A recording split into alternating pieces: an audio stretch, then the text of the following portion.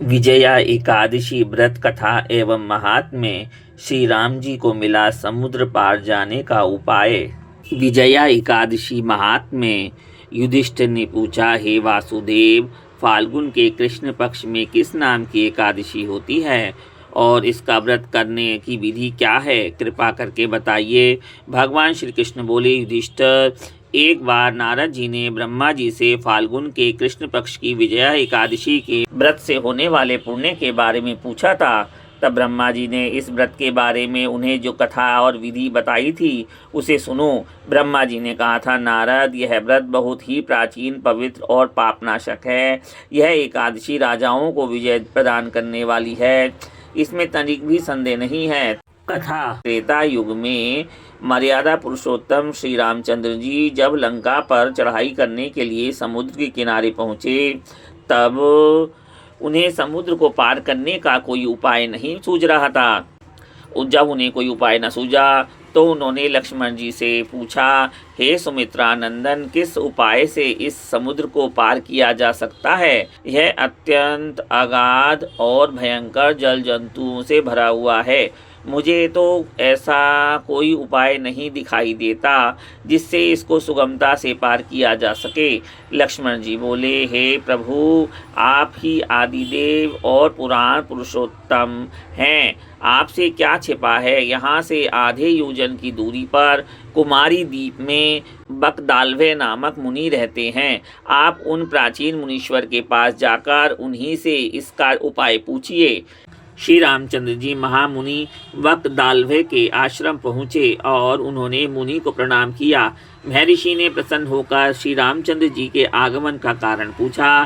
रामचंद्र जी बोले, ब्राह्मण, मैं लंका पर चढ़ाई करने के उद्देश्य से अपनी सेना सहित यहाँ आया हूँ।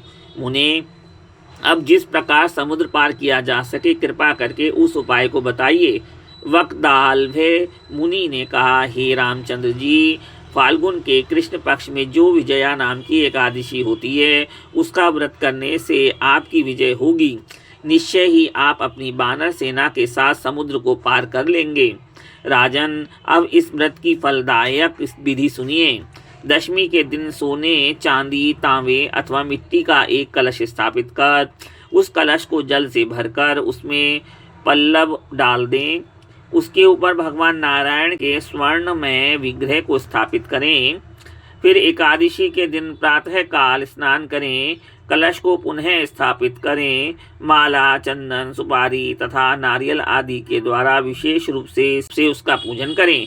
कलश के ऊपर सप्त धान्य और जौ रखें। गंध, धूप, दीप और भांति भांति के नैवेद्य से पूजन करें। कलश के सामने बैठकर उत्तम कथा, वार्ता आदि के द्वारा सारा दिन व्यतीत करें और रात में भी वहां जागरण करें। अखंड व्रत की सिद्धि के लिए घी का दीपक जलाएं। फिर द्वादशी के दिन सूर्योदय होने पर उस कलश को किसी जलाशय के समीप, नदी, झरने या पोखर के तट पर स्थापित करें और उसकी विधिवत पूजा करके देव प्रतिमा सहित उस कलश को वेद वेत्ता ब्राह्मण को दान कर दें। कलश के साथ ही और भी बड़े बड़े दान देने चाहिए।